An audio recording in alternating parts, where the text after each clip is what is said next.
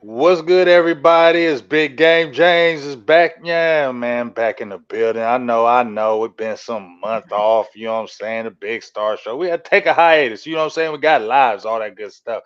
But we back in the building, and I got my dog B Tug back in the building. We're gonna talk defense because the Lord knows we need it up front. But I'm doing a lot of hmm talking. Let me introduce my beautiful co-host Star and my dog B Tuck. Let them know a little bit about you before we jump on in here. Go start. Go first, you Star. What's up, guys? As Big said, we're glad to be back. We did take a hiatus because we do have lives and stuff to do, and I finally went on vacation and all of that type of stuff. But glad to be back. Glad to have uh, Brandon Tucker from Trench Warfare. Is that right? That's right. All right, for Right. Trench Warfare, who has 15 plus years experience, trains professional players, trains some of our players, former players like Malik Collins, and on top of that, trains, I believe, college and high school Mm-hmm. players, if I'm not mistaken. So we're bringing him on today to kind of pick his brain a little bit about our defensive line and our players, and to see basically just his thoughts and things that maybe we're not thinking about You there? because we can only Yeah. yeah maybe things that we're not thinking about. Before I talk too much, please share the video, please like the video, please subscribe to Big and I's channels, and then Brandon, let you introduce yourself. Hey, Click that Pride. there. Oh, he's back. Can you hear me? Yeah. You. Yeah, we What can you hear got? Yeah, you got some air back there. you. He's trying to put his phone. Yeah, somebody probably called and messed up Mm-hmm. his phone. You can go Yeah, out and come back in, B. I'm like, let me put mine on DNB too. Mm-hmm. Yeah, just Because go my out and phone come was back in, connected. or however you want to do it. Well, anyway, while Tuck is fixing that air thing on over there, it's good to have Tuck back. You know, he's Mm-hmm. trained a lot of Cowboys, as you just said. Demarcus Lawrence, Malik There we go. Collins. Um, there we go. There we go. Every time I Sam David Irvin, I Williams, think too. I, David Irvin, Sam Williams. I mean, he done had them all. Osa Ogadazua.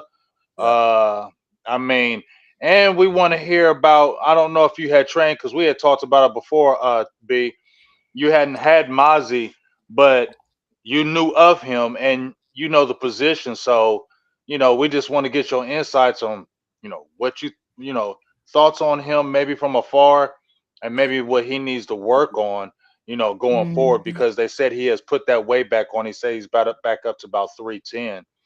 So, we want to Yep. kind of pick your brain with that.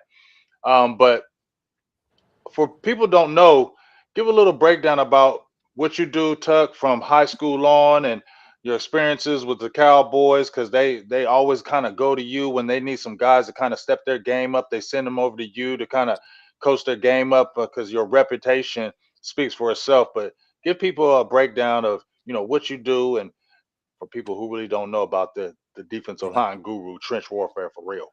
Man, I appreciate that. First of all, man, thanks for having me on. It's always a blessing for me to come onto your platform and vent. It seems like every time I jump on with you, man, my phone starts blowing up. People calling and interrupt the feed, man. So I just put it on do not disturb. But again, thanks for having me. I'm a player development specialist for defensive linemen in Dallas, Texas. Been doing it since 2008. Went full time in 2012. The name of my Mm-hmm. training program is Trench Warfare. We train uh, defensive linemen and offensive linemen from as young as they'll pay attention, all the way up to the NFL, CFL, Arena, UFL. Um, we it's a holistic program. Um, we do pre-draft training, so combine training, pro day training, every aspect of defensive line play. Um, we do. Been really blessed to be in this space.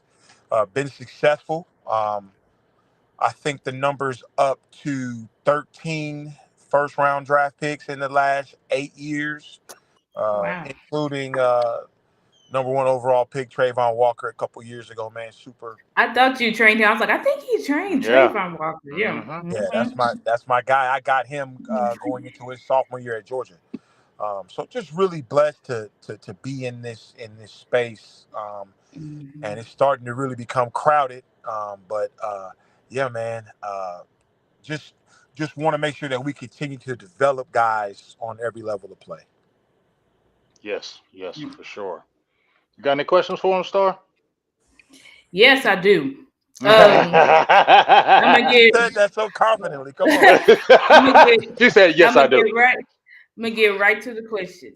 Yeah. So, when it comes to development of defensive tackles, Okay.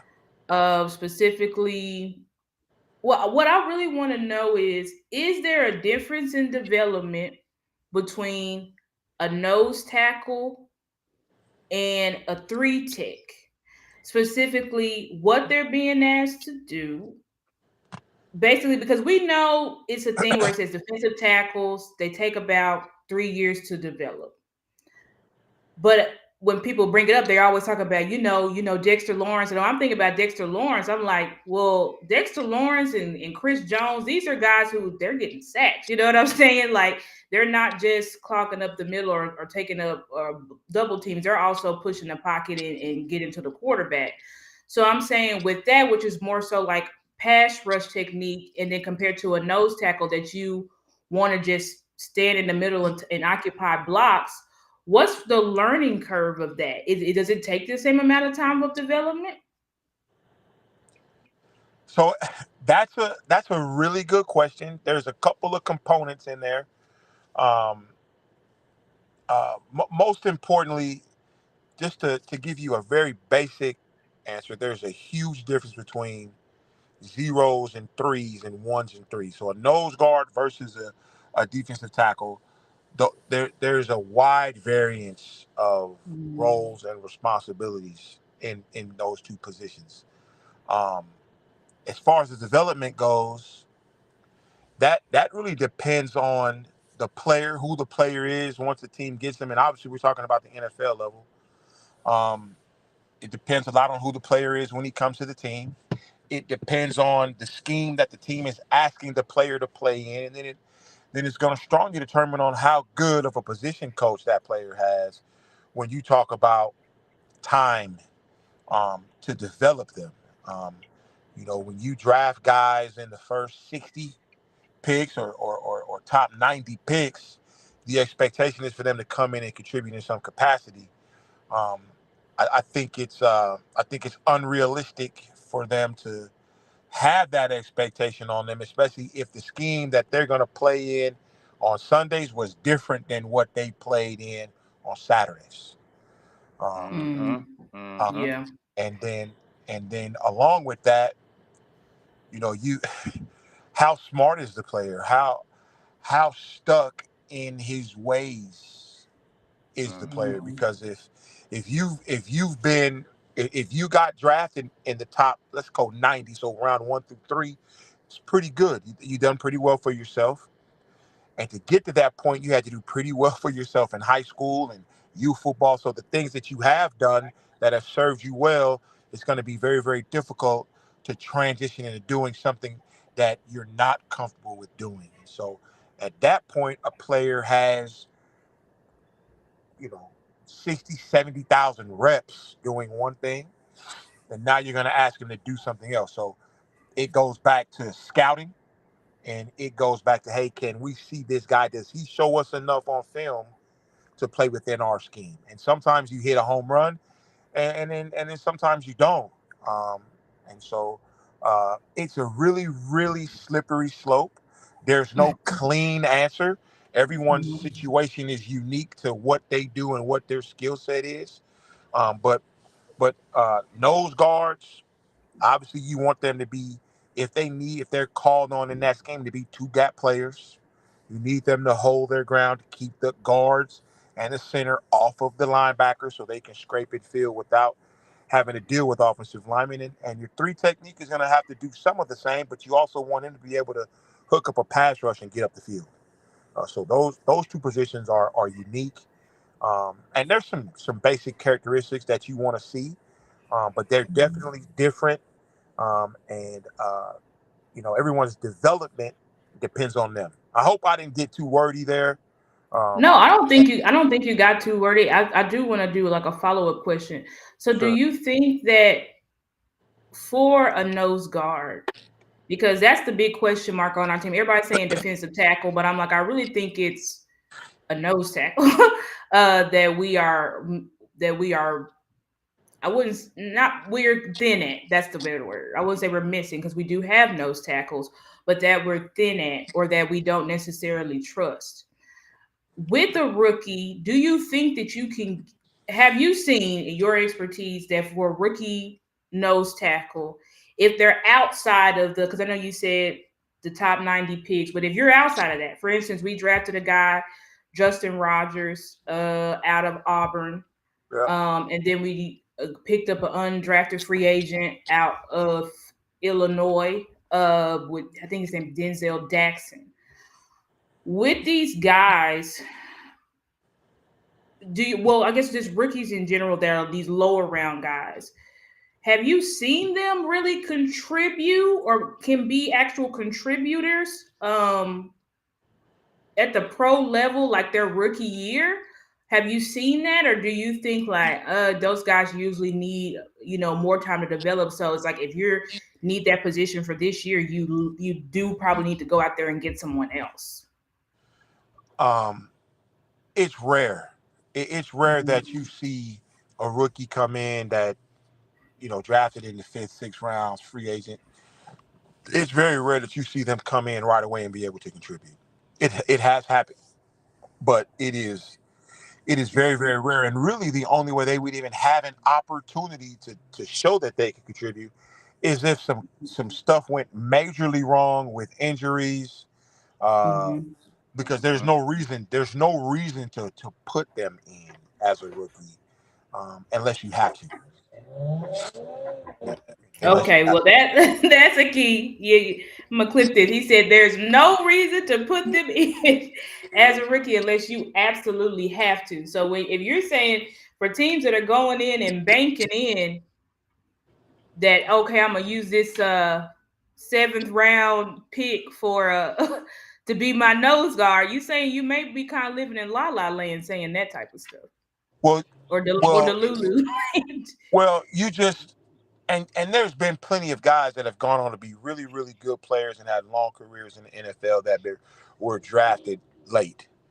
But the fact that you had, and forgive me for all that noise. I don't You know what's good? going It's on. okay. The fact that you find yourself in a position where you have to play a late round draft pick uh, is is you're in trouble. Nah, you're in trouble. you're, Okay, like you're you could be honest you're in with us. trouble. In Okay. the rookie year, if you have to play a late round guy in his rookie season, you're in trouble. If we could think back a couple years ago, let's call it five, when Neville Gallimore was a rookie, Hmm. he played, um, and he played, I think, more than a lot of people expected him to play. Hmm. And if you remember kind of the things that were going on that season with Dontari Poe and Gerald McCoy being injured, um, Tristan Hill was playing. I got these bad kids out here doing donuts, man. I, hey, let me He's like, let me get away let from me get here. out of here, man. Yeah, I promise you, I am in the sleepy neighborhood of Plano, Texas, and I cannot believe that this is happening. Let me let me get let me get on away from it. But yeah, you notice Neville played a lot that Mhm. season, Mhm. He and did. it was out of necessity. It wasn't. That's not what the staff wanted. They played him because Mm. they had to, and so I think Neville did a decent job his rookie year, but he struggled just because there's a huge difference. There's a huge gap between college football and professional football. And comparatively, if you look at Jeff Simmons, obviously he Oh, didn't yep. play his rookie year because of injury. Um, Mm. but the following year, I mean, he's been a stalwart for them on the defensive line. But Jeff was taken in the first round. You see the difference between first round and third round when Neville In was the taken. third round. Yep. Yeah. Yeah. So it's on a, it's individuals. You know, just everyone's a little bit different, and the Right. scheme plays a lot to it, and whoever the coach is too. Yeah. What do you think? I'm sorry, Big. I'm taking a No, vote. Did good. you No, have? I was just going to ask right quick. When you saying that, just with the young guys and just bouncing off what Star said.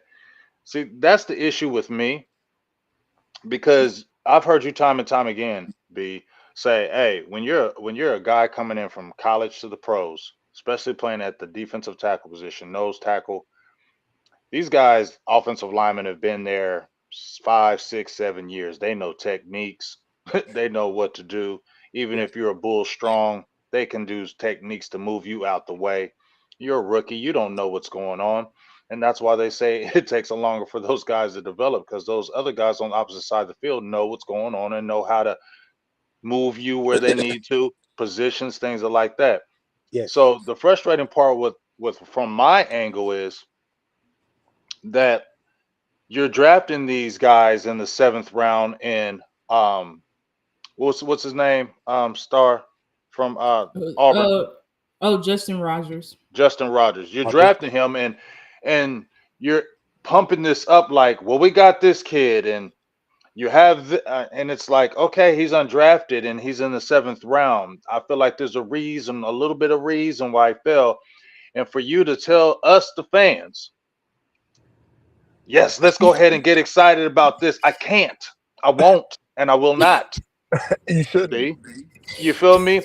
And to You say should. we're putting our mortgage on that, that's disturbing. And you're like, that's to me a setup for failure because there's a reason that happened. And we've seen it time and time again that maybe if you're undrafted and you play in a game or two, they don't know you. You play really good. Right. But the longer you play, those warts show. You Absolutely. may play that good first game, play a good half a second game, and then people like, oh yeah, we found a gem, and then that third game you get ran through. Absolutely. You know Hey what man, I'm saying? that's the nature of the beast, and that happens more often than it doesn't. That happens all the time. Yeah. So Well, So, are you guys concerned about your interior defensive line play this year? hell yeah. yes, we are very concerned. Let's talk about Mozzie. What are your thoughts? Because Mozzie, obviously, we picked him bottom of the first. A lot of expectation was put on Mozzie, Okay. which now we're learning that probably wasn't the best idea. But regardless, we picked him in the first round. Everybody was excited because we hadn't picked a DT in the first round since the 90s. And Mozzie struggled, and it's been mixed messages of why he struggled. Some people say it's struggled mentally. Some people say it's a scheme change, that Dan Quinn, which we do know that they were saying that they were going to change his stance and try to get some pass rush out of him because they saw him that he could offer some pass rush. But when you look at the film, Mozzie had flashes, but it just mostly wasn't too good. People talk about his get off, his motor's not great, and things like that. He also lost a significant amount of weight. We did hear that he's back up to 310 now. I think he dropped to like 290. So he dropped a lot of weight. But he does look bigger just from what we've seen in training camp. He does look like he's gained mass, gained a lot more mass. And so basically, I want to know, like, what do you think? I don't know if you watched this last year, but what do you think was the issue with Mozzie? Do you think it was scheme? Do you think it was just maybe a personal thing with Mozzie, based off of what you've seen from him in Michigan translating to the pros? And what do you expect, or do you think that he could have a better season this year? Because it looks like we are going to roll him out to be the starter this year. I mean, that's what it's looking like. So I hadn't heard that, but and complete transparency, I've not worked with Mozzie. Moss.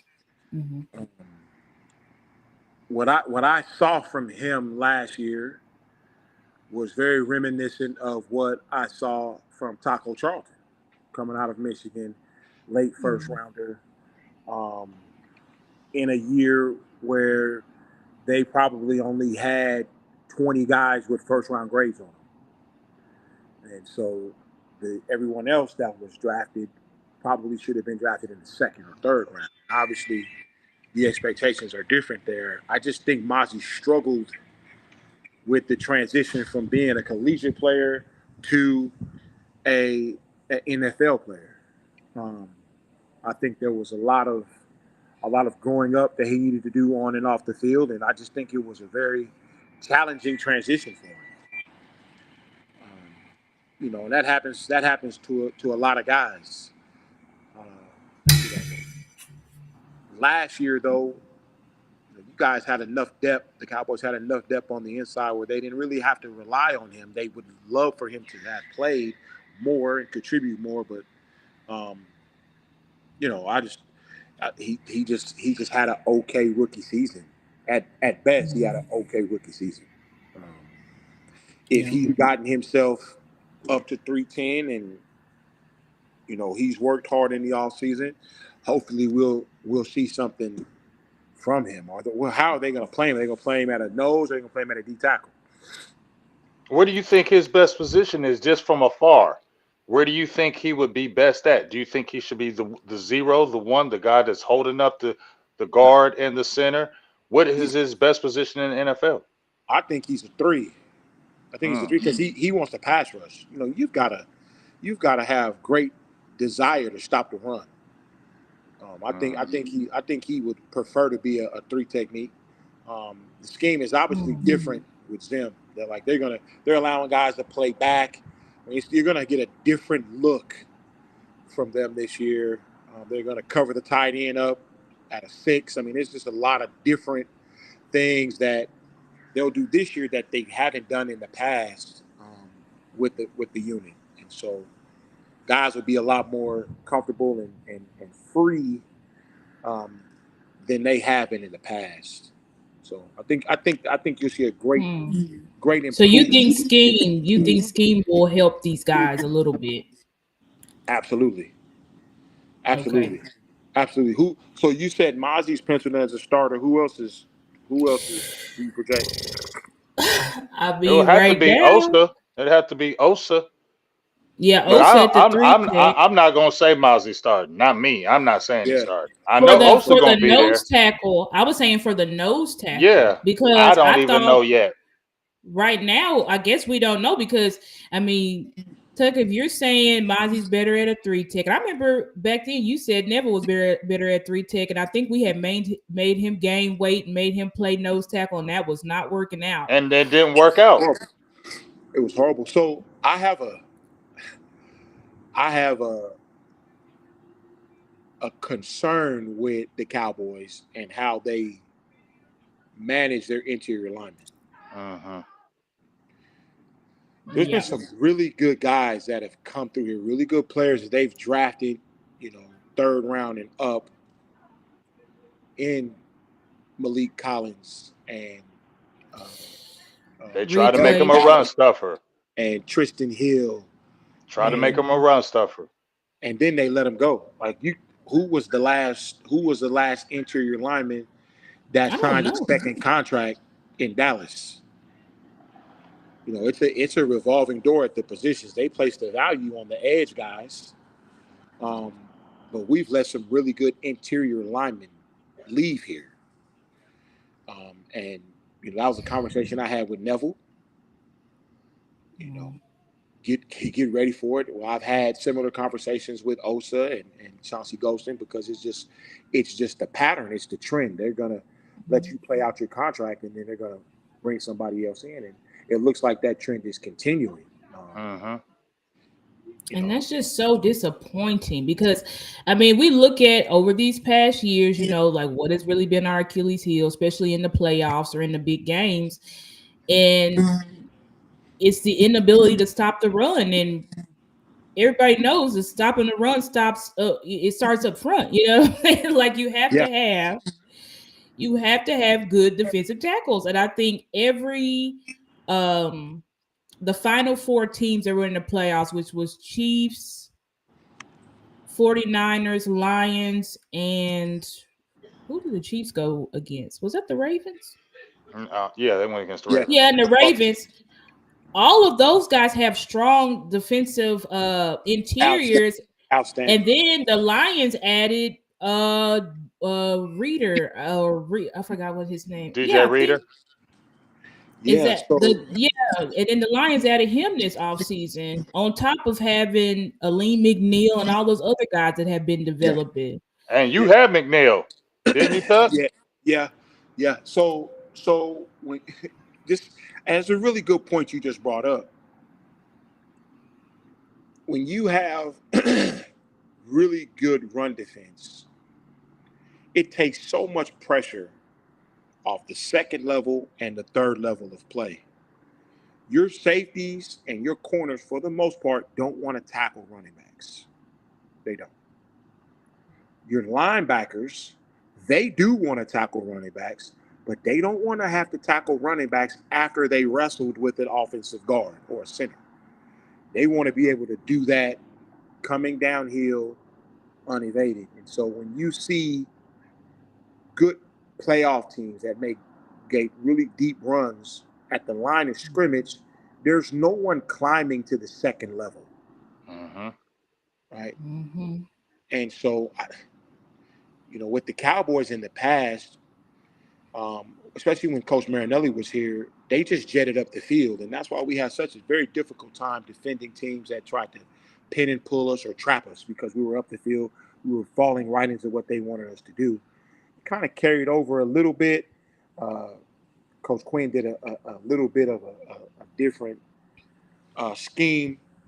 He didn't want the guys getting upfield as much as they did with Coach Marinelli, and obviously was like he's from the era of stop the run first. Mm-hmm. Mm-hmm. He is from that era, and you'll see that with how he lines guys up, um, how they You talking play. about the run fits.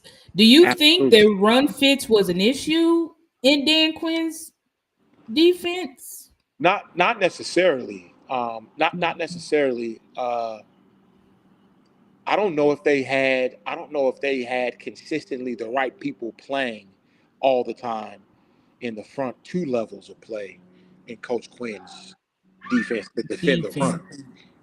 Yeah. So Hmm. his box play was inconsistent, and it had a lot to Mm-hmm. do with personnel. I think his scheme was solid. I just think he didn't have the people that he needed to have for it to run like he wanted it to run. Okay, so you said you felt like, do you think that he had those people in the building, or do you think that there was other pieces that he needed? He needed other pieces. So Mm, remember that defense that he took over was a jet up the field defense. Those guys were getting off the rock and they're gone mm-hmm, with the mindset of we're gonna defend the run on the way to pass rush. So you mm-hmm. have very little gap integrity, and you had linebackers that were having to shock and shed offensive linemen. Where that defense that Quinn ran, he needed guys to hold point. He needed nose guards that were going to demand a double team. He needed guys that were going to control the line of scrimmage. And I don't know if He they didn't have have, that. yeah, and I don't know if they still have it, but No, I think, don't. yeah, I Mm. don't. I'm like, we don't have that. We still don't have that, especially Yeah, without a nose guard. I mean, and it does seem, you saying you think Mozzie better at three tech. Mozzie did say that he didn't want to go back to his college weight. He didn't feel comfortable playing that. So, Mozzie, I think you probably are right that Mozzie does want to get upfield. more than he wants to sit there and take up double teams and stop the run, which is of high concern because if we don't have that nose piece, which we have Justin Rogers, who's a 7th-round pick, an undrafted free agent, and then a journeyman in Carl Davis. I think that's his name, Carl Davis. And it's just looking it's looking like You we're don't gonna have have no to money. You don't got no money neither. You don't have no money. You gotta sign. I you're didn't mean to gonna cut have you off, sir. You no. gotta sign CD. You gotta sign that. It's like I keep hearing, oh well, let's wait for these cuts. Okay, you still ain't got no money. And what makes me So think you're gonna sign one of these guys and one of these other guys gonna magically fall to you, and it's gonna change them? that's not the Cowboy way. They don't move a bunch of Exactly. free agency. Why? I you know I know Will McClay, and I just I stay in my lane. I talked to Coach Ellis this offseason. I talked to Hmm. Greg a lot. Um, but my job is to supplement what they're doing. And Mhm. so it burns me up. I want to ask so bad, why did we do this and why did we do that? Um, but Mhm. let's look at the guys that we've allowed to leave that are flourishing with their new teams from the interior. I mean, did he just sign a new deal for? Yeah, Malik just got a new deal. Why Then do we you let got him go? Young. Because No they tried to idea. make him because they tried to make him a 0 or 1 tech B, and you know that was not his position. Even when he was in the Big Ten, he was a Correct. pass rushing defensive tackle. They tried to make him into something he wasn't. It did not work. You saw it in the games. You saw his natural pass rushing ability. Damn, didn't he have damn near 5 sacks his first year, rookie year in Dallas? And even at the other teams, he's averaging about 4 to 5 sacks at the defensive tackle position. And he plays the run so well. That's what I'm saying. He plays the. I look to say that he plays the run well. Like I But they don't tried to know. stickly make him just like they did Gallimore. Gallimore was effective when he could move around and attack the quarterback. That's when Gallimore was effective. When they started making him take on the center and the guard, the team became compromised because he didn't Yeah, want to play that. And there's a difference between the want to and you're made to, and that ain't your position. I yeah, don't care. They're human beings. They ain't gonna keep doing that. yeah. It was just, I mean, it's very puzzling. It's very puzzling to me. Um, I don't. I just how, don't know why is it that when these guys are coming in, why do we keep? I don't understand the constant changing of positions on the defensive line. Like, how so long are we gonna do this? Because you trained Chauncey, Get Tuck on the staff, please. Chauncey, yeah. and we So don't know what even to if do I with was Chauncey. They wouldn't James, listen, if huh? I was on the staff, guess what I'd have to do? I'd have to do what I was told. Yep. You You know what right. I mean? I mean, You right. I'd be, I gotta do what. Yeah, you right. You ain't Right. lying. Um, so Chauncey Golston, who is what we would like to call a Swiss Army knife. He can play the edge. He can play inside. Hmm. Um, can he play nose? I wouldn't put him down there. Can Mm-mm. Osa play nose? He can, but he's more effective at the three. Right. Um, Mm-hmm. they just don't have. There's not the stereotypical body that is in the building based on what I've seen that can just play that one. So now you got to rotate guys. Hmm. And Mm. so, you So know, basically, you saying you got to get a little bit creative, a little bit. yeah. And I think Zim's gonna do it. Hmm. I think he understands how to stop the run. With bringing Greg in, that that's a second that's a second set of eyes and a very high football IQ that understands what he wants. And I think they're going to be able to get that from the group that they have. It's just going to be unconventional. It'll be unconventional. Um, So it sounds like they about to Dan Quinn him and make him Make him. They like here. This is the ingredients. So you gonna have to cook with Make this. no, This you is what baking. we You just gonna have to make do. You That's feel We what me? we got to make got. You do. know, basically Yeah, that's what I'm feeling like. They just gonna say make do unless it becomes a crisis, and then they'll make Hmm. probably a last minute deadline trade like they did for Jonathan Hankins 2 years ago. If they just feel like okay, we got to get somebody, we got to get some formidable body there in the middle because he these played, and guys he it's not played. working. He was serviceable. Yeah, he was serviceable. Yeah, I And he was mean, cheap. He was serviceable. yeah, He was cheap, but according to Clarence Thomas, he didn't want to come back here. Which I don't. I mean, Clarence, not Thomas said Clarence. I mean, Clarence Hill. I knew who you meant. Yeah, Yeah, I he knew you meant wanted. two star. I was like, I was like Clarence Thomas, but Clarence Hill, like he wanted to follow Dirty, to the Seahawks. So I don't know. It's seeming like it's a little bit. We want to push the panic button, but I have to feel like some way some moves got to be made to help out that interior because right now it's looked like we just headed down the same road we've been headed down for the past few years, because we You don't know have the what'll help bodies the in the Dallas? room. What'll help the Dallas defense this year more than Hmm. anything else is the offense. You know, Yeah, we got to limit their snaps. We need them to be fresh. The This year's Hmm. defense is going to be successful based on what that offense does. Can the offense sustain drives? Can they put together, you know, 3 minute, 4 minute drives, 12 to 15 play drives to allow those guys to regroup on the sideline? I think that's the the biggest key. for this year's defense to be successful is for them to be a rested Hmm. defense. I agree. If they're taking 60 snaps a game, 70 snaps a game, Uh oh. they're Oh, okay. did I lose you? No, No, you we're good. back. We see you. We can hear you. They're in great shape if they're taking 60, 70 snaps in a game. Um, any more Okay. than that, it's gonna be tough sledding. It's It will gonna be. be tough sledding. What are your thoughts? Have you gotten a chance to look at our second round draft pick in the Marshawn Nealon? Yeah, I looked at him. I looked at him in the process, in the pre-draft process. I mean, good football player. I do. I think he's a really good football player. We'll see. We'll see if Do the you if think he helps to run this year? I don't know. No, no. Okay.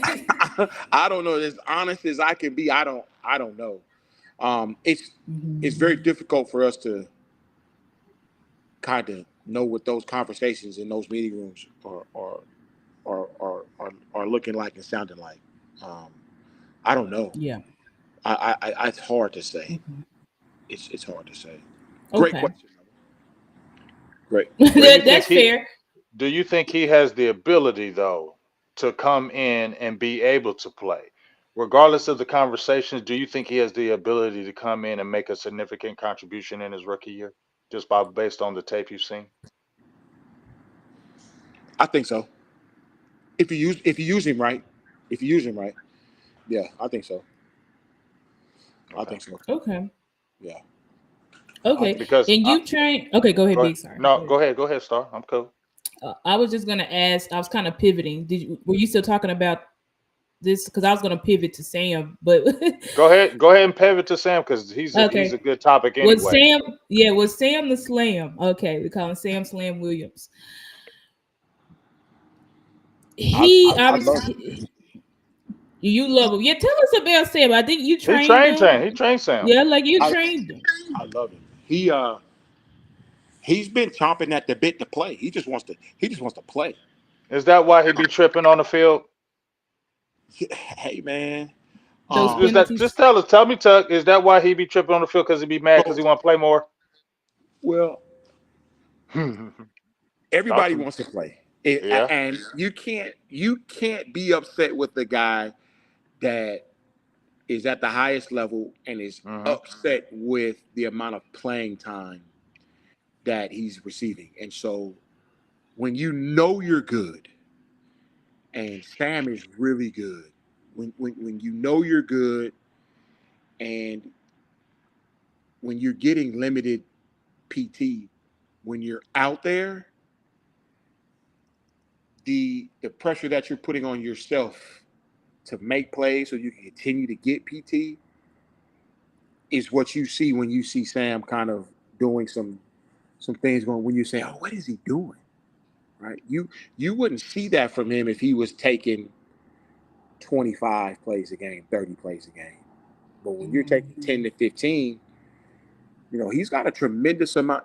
I mean, as a second round guy who really had a first round grade on him, um, he wants to show people that he can play. I mean, he does, and so I mean, I love him. I think if his role was to be a little bit different and they gave him more playing time, what is this, year 3? Yeah, this is year three. Yep. Man, Year This time three. is is this flying. is the year. This is the year. In my opinion, he got to be starting on that edge. Who do Yeah, you he needs take to be off? starting this. Who do you take off I to mean, start? you got D-Law on the left side. Were they gonna put Mike on the right at the starting right end? I mean, I don't know. I don't. And that's where the question is with me. What are That's they the doing with Micah? question. What are they Right. And doing with Micah? I think Micah may go back to. I mean, we see him. They showed a video. He doing some off the ball stuff. Let's ask Tuck. Tuck, do you think that Micah should be just a defensive end or edge player, or do you think that he should look more like he did his rookie year, which was, I think the snap split was about 50-50, where he was like 50% on the line, 50% off ball, and still rushing from the interior. That's actually where he's best at, is rushing from the interior. He gets a lot of his sacks that way. So, what are your thoughts on Micah? And what do you think Micah needs to do? I mean, he's a 3-time All Pro, so saying the next step seems kind of crazy, but he still has room to grow. Micah hasn't reached his peak. So, like, what are your thoughts on Micah, and you think that he would need to do to take the next step? So that's a very easy question for me, because he possesses such a unique physical skill set. In order for him to take it to the next level, is to establish who he is as a player. For him to find who he is and to play within that. Um, Hmm. I personally think that he is a generational player like Lawrence Taylor was. I would just have him go straight ahead. He's a pass rusher for me. He Okay. is. Um, but because he has such a unique elite skill set physically, you almost want to use him in other places. So we look at what he did as a rookie, and he was able to do that because he was a rookie, and he was coming off a year where he didn't play. Remember, he didn't play his last year at Penn State. Right. So you had a hungry, rested dude that just went nuts, and the league didn't have any film on him. Okay, and then you saw him be used kind of non-traditionally in how he played his second year, and I mean, he was still productive. But just imagine if he was a full-time pass rusher, what he would have been able to do. So that's what I mean when I say find his identity. Man, if you line this dude up at a 5, maybe a 7, and you let him pin his ears back and go the majority of the time, he is he is something special. Um, but if you can use him and drop him in coverage and let him kind of be a robber underneath in certain situations and maybe cover up a tight end or in a little trail technique down the field, he can do that too. But I think his absolute strength is coming off the edge with the tremendous speed that he has. Technically, I mean, I feel like he's really raw in his pass rush. He's just so darn fast. It's hard to deal with. Yeah. Very, very hard Yeah, to get. yeah. Well, you Uh, think even with his oh, go ahead, Biggs. Go ahead, Biggs. all I was just gonna say is just agreeing with you with the Michael Parsons thing. He's just so damn good. You want to rush him. Like I Yep, would love to see him rush all game. But he's yep, so damn good, you can't do that. You have to move him around because that skill set everybody don't have in the NFL. So it's almost like you got a cheat code player, and if you're playing Madden for real, you're not going to rush him every play. You're going to move him around. If you're playing Madden, right, and you got Michael Parsons, are you going to rush him off the edge every play? No, you're not. You're going to back him up. You're going to move him around. You're going to try to disguise him because you're yep, going to know that offense is going to know where he's at. And if that offense is Mhm. concentrating on him, he's opening it up for other players. And that's why I'm like, Dallas has to figure a way to have Micah Parsons, Sam Williams, and Demarcus Lawrence all On on the that field. field consistently all yeah, year. They yeah. have to figure that out. Ooh, that Period. gave me chills. That gave me chills thinking about that. If we could Well, really get that going some They way, have to somehow. figure that out. Those three have to be on the field all the time. They have to figure it out. I agree, man, and I think people overlook how valuable Tank is in the run game. I mean, he's you know I watch very few football games live, and I've seen him. I've seen I've seen Demarcus Lawrence, man, play He's an the. animal. Hey, man, he plays the run game like you want the run game to be played, and he does it consistently with pride, man. And I don't think he gets enough credit with that. Um, and he's been a stalwart. I mean, what year is this for him? 11. Come on, man. At an elite level for 11 years, this is coach number what for him? Two. This is head coach number two. Yeah, How, head coach number 2 and how 3, many his third coordinators? defensive coordinator. I mean, Hmm. Third or fourth, if you count Chris Rashad, I guess. So third or you, fourth. you got to count him, and he's back in the game. He's back in. Um, Hmm. you just for him to be as consistent as he has, and I love his game. I do, man. And you've got guys that can contribute. You just have to do what you guys just said. Have all three of those guys on the field in some way, shape, or form. Um, because Sam is a second round pick, right? Hmm. And Yep. he has not, he has not been able. Dallas has not been able to get the value from that pick because they haven't found a way to get him on the field. He has not done Hmm. anything to keep himself off the field. They just haven't found a way to get him on the field. And Hmm. Yeah.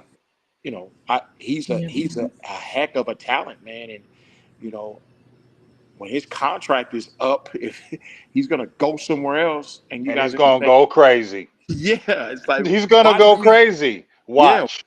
why He didn't we is. get that here? Because he Who didn't do get the we put opportunity. that on for Sam not getting up? Do we put that on Quinn? Because I'm like, I don't know because I can't there's, say that. I can't say that. I Sorry, don't not to cut you know. off, because Dallas has a problem with the interior. Period. Drafting, keeping. They have a problem. Like on the offensive side of the ball, the offensive side of the line, they are gems. They know how to draft offensive linemen. But in my opinion, they don't know how to really get that interior together. And when they have interior players, it's like they don't know where to put them, keep them, move them. And it's always a big mess. And it always explodes at the end of the season because, like you said, B, they playing too many snaps. They're wearing down, and you're putting too much stock in a guy who's undrafted or who Yep. is a seventh round player. That starts getting exposed week 11, 12, 13. Playoffs come. They are tired. I don't think D Law lying when he said that. They're tired for real. Yeah, he shouldn't have said it, He shouldn't but have said it, he was but he telling the wasn't truth. lying. He was telling the truth. He So, shouldn't have said it, but he wasn't lying. I got a question.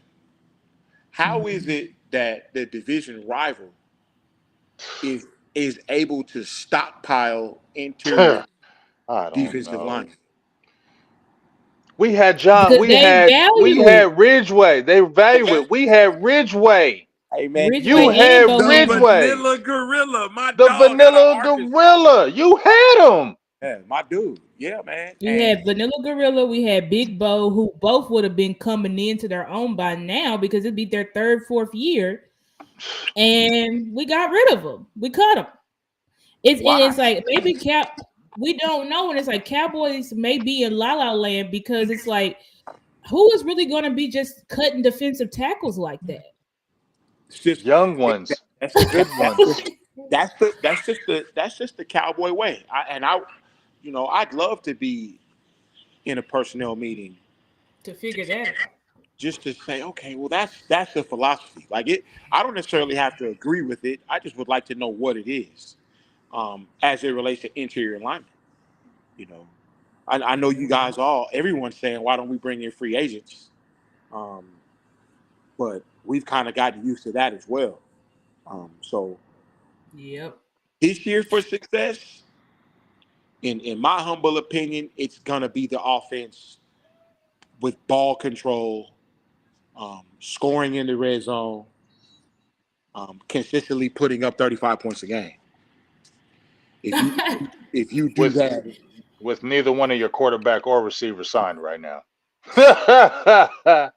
It's like, and then it's like that means basically because what you're saying, Tuck, is what we were trying to do the first 5 weeks of the season. We were leading the league in what was that 9-10 play drives, but basically we were that, and that was Mike McCarthy's goal to like have these long drives, methodical, up and down the field, rest efficiency. our efficient, rest our defense.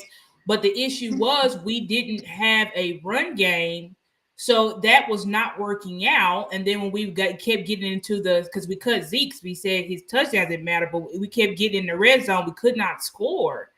And so that kind of, and then that's when after we got our asses kicked by San Fran, that's when Michael's like, well, we just gonna have to throw this ball all over the field. And that's when everything opened up. So it sounded like to me, we better make sure we have a run scheme this year. We better make sure we can actually run the ball seriously, because if we don't, Mm.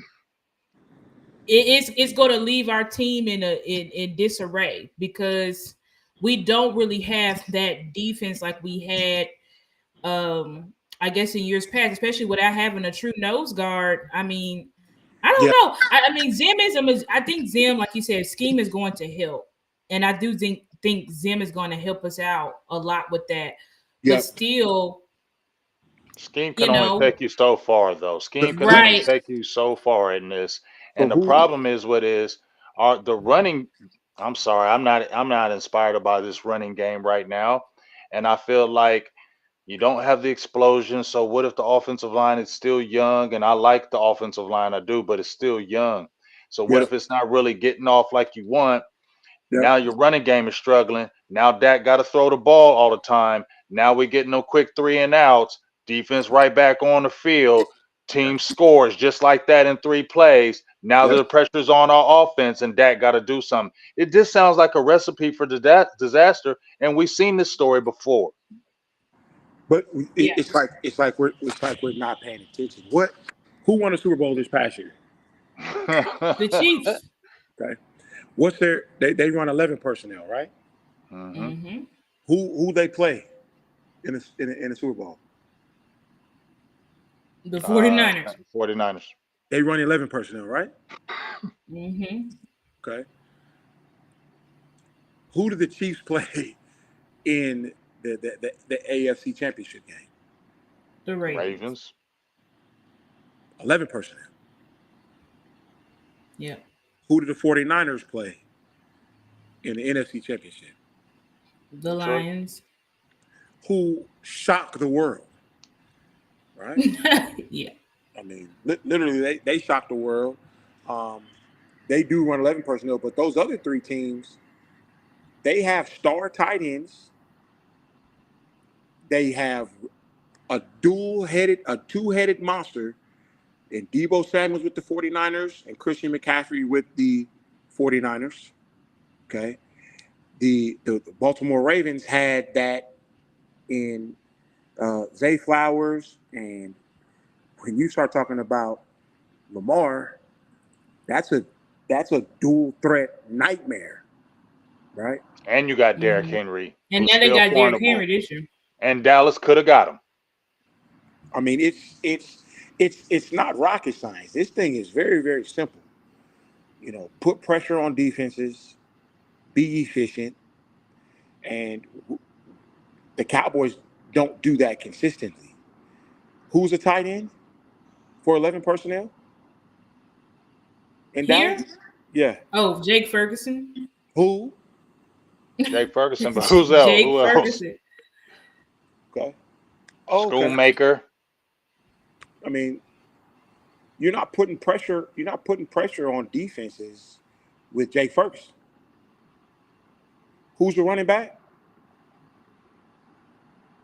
I mean, right now the running back. This is running back by committee. So right now it's like Zeke is starting with the It's first Zeke. team, It's but Zeke. Unless something is Zeke and Dowdell. He's cool. I like Dowdell, but I mean, we I still don't. the jury's still out. The jury is still out on him, whether injury.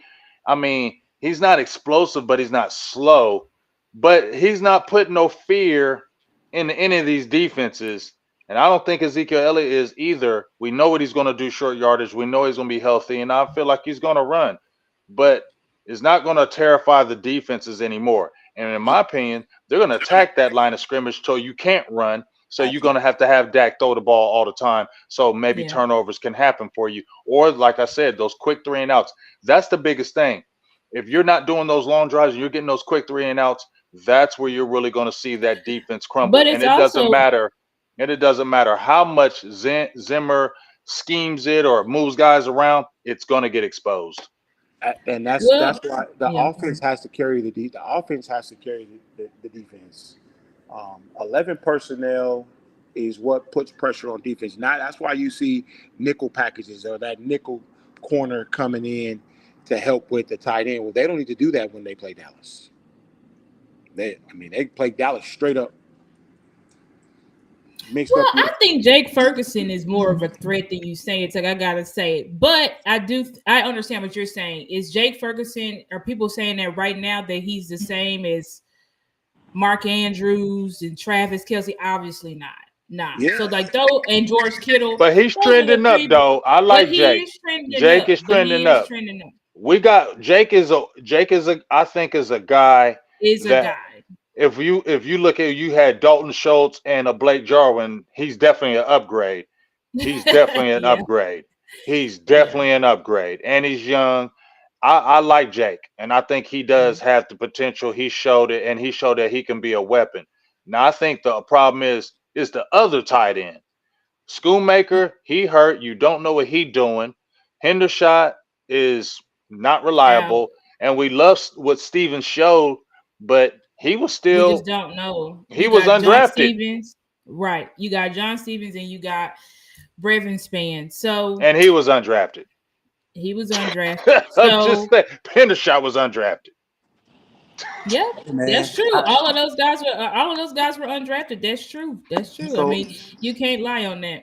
I know you guys wanted me to talk about defensive line, but I mean, as we starting to get into other positions, there's so many things that need to be addressed and areas of need in comparison to the teams that are winning at in November and December. I mean, that's Yeah. you want It's me a to it's a lot definitely a lot of unknowns going into this season because you're hoping Jay Ferguson was a Pro Bowler last year, but you're hoping that he takes another step to really be one of those ones, like you said, to actually threaten and who can really threaten that middle of the field. And Jake Ferguson, they were building on that, but production wise, I think Jake did all right, but you definitely got to see more from him if you're going to say he's one of those ones like a Travis Kelsey, like a Mark Andrews, like a George Kittle.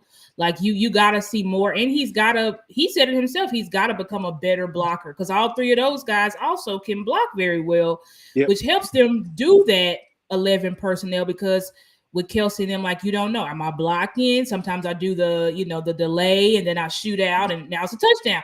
So it's all of those things that it's just a lot of unknowns about are these guys gonna step up, but specifically with the defensive line, it's just we don't know. You know, It's it's it's gonna just be a interesting. big question. Yeah, it's gonna be interesting. Exactly, it's gonna Yeah, be very interesting to it's see gonna be. how Zim configures this and gets this scheme going, and what our run game is going to look like. Because again, we tried to do it. Let's do these long drives and stuff, but we couldn't do it because the run game was just not taken seriously.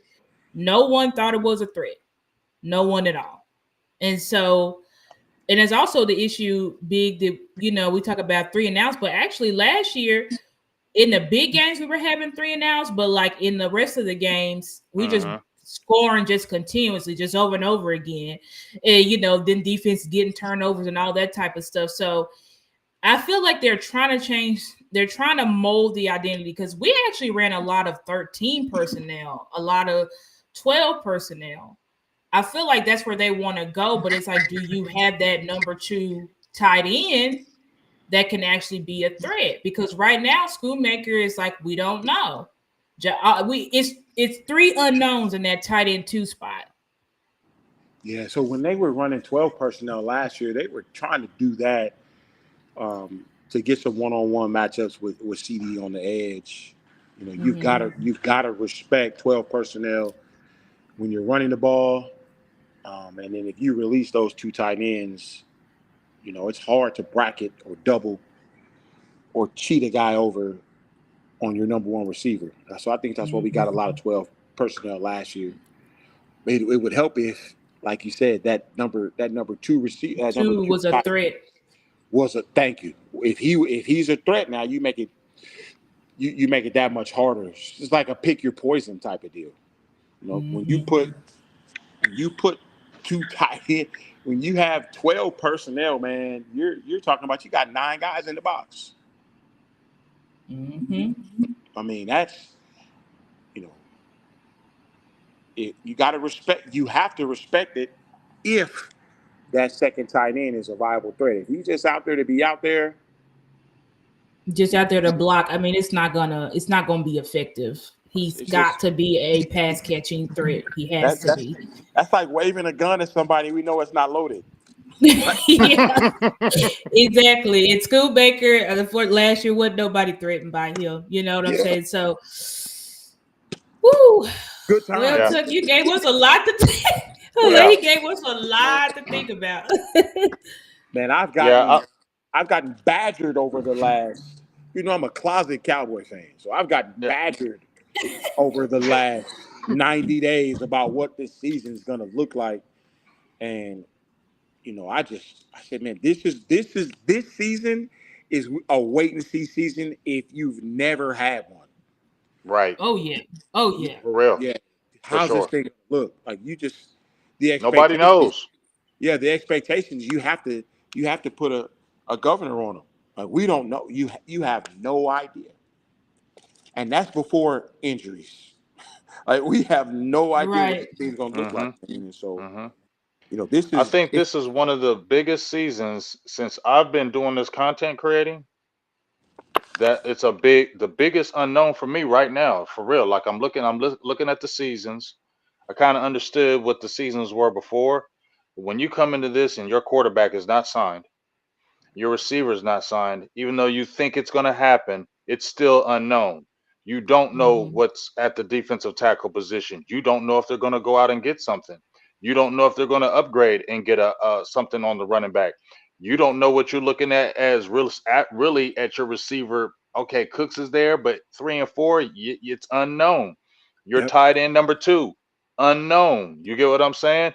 You're waiting for Trevin Diggs. You're hoping he comes back from that. You get what I'm saying? So this season to me, a lot of unknowns. You got your coach who is in that unknown put make it happen season, and I just feel like the Joneses, and this is my frustrating part, and I'm gonna end it on this note with me. My frustrating part is I just feel like it's, well, we got to pay these guys, so y'all got to make this do, and that's to me is a recipe for disaster when you're not putting those helping your team out. It's going to get exposed in those big games against those top teams. it will get exposed because that's why these guys, the Andy Reeds and the what's the coach over there on the defensive side of the Chiefs? What's his name? Spagnola. Yeah. Spagnola. Those guys, they sit there. Oh, they chomping at the bit. Oh, you ain't upgrade that?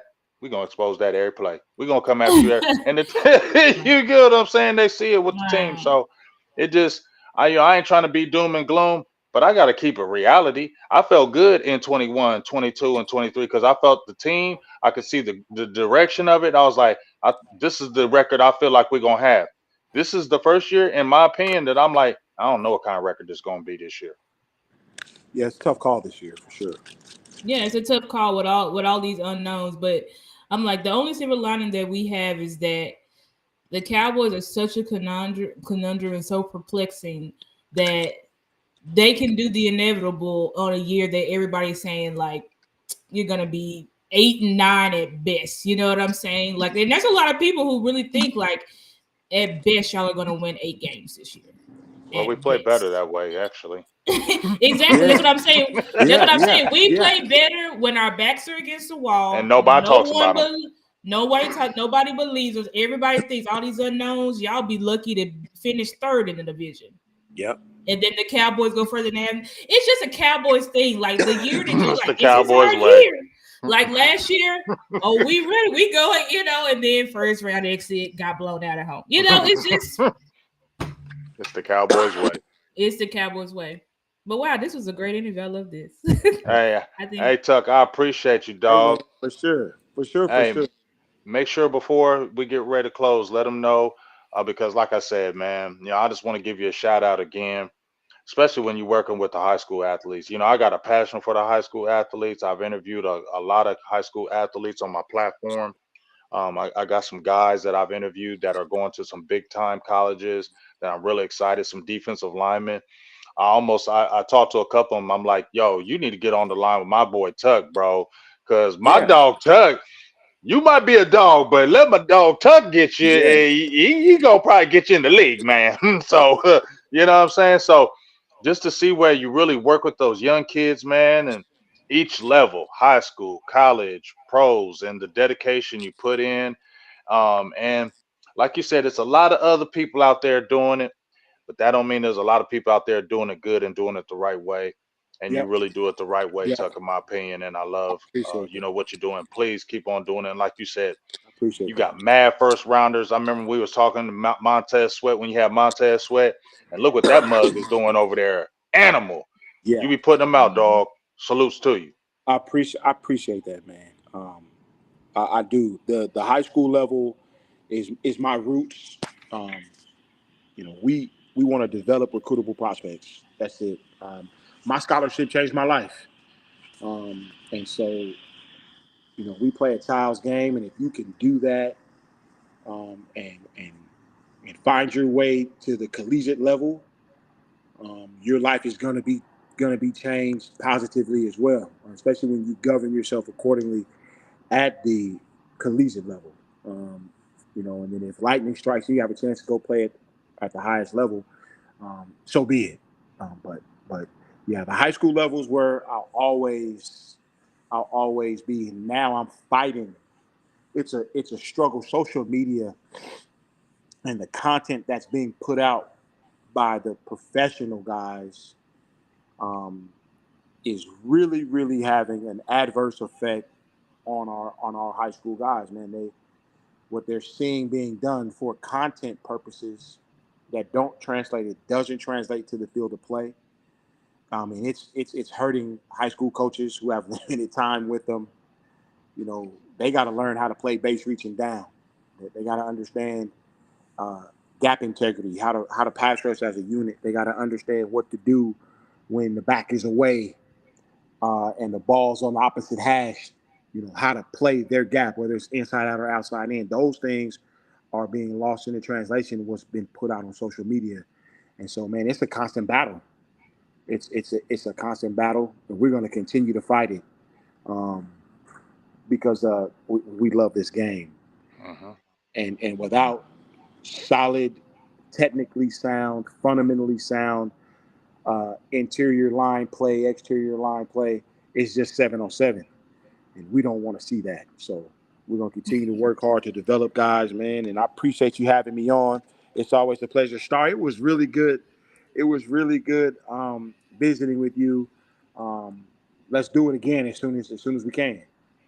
For sure, for sure. And you said you train offensive linemen like in your program too, right? The program does. I stay in my lane. Yeah, I'm he. business side. Yes, He's I've got defensive side. Okay. I've got Because my multiple offensive line coaches from Andre Gerard. Shout out to Dre. He's in Duval right now with the Jags. Pat Lewis, who played at A&M and played with the Seattle Seahawks and the Denver. I'm not sorry, the Detroit Lions, and then Chris Chester, who got the majority of his career in Atlanta.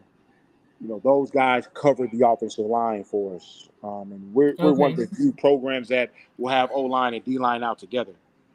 Iron sharpens Yeah. iron. You got to train with each other in a safe, uh, comfortable environment where we're not going to post things on social media. So it's worked Okay. for us.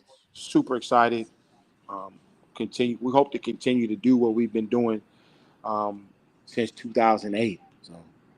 Okay. I'm gonna get your information from Big because I'm trying to get my nephew into training. He plays for SGP, and I'm like, you gotta start training because I'm like, if you want to play at the next level, these high school coaches is not gonna do it for you. So They I'm just don't have like, the time.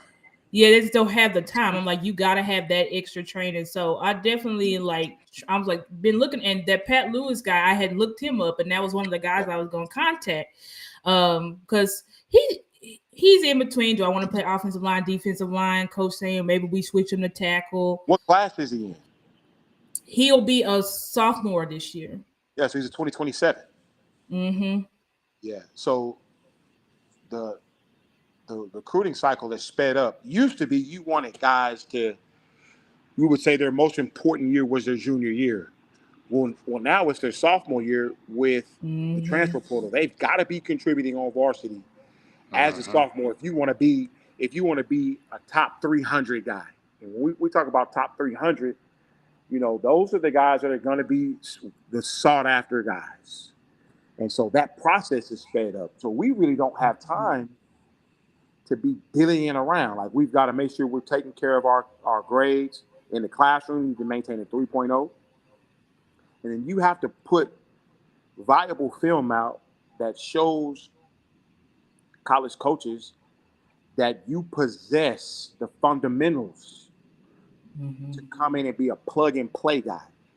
The patience with development isn't there at the collegiate level now because of the transfer portal. They can Mhm. go out and get a guy from, you know, another Mm-hmm. school that wasn't getting playing time that he felt like he should have gotten, but it's enough for them to say he can come in here and play for us.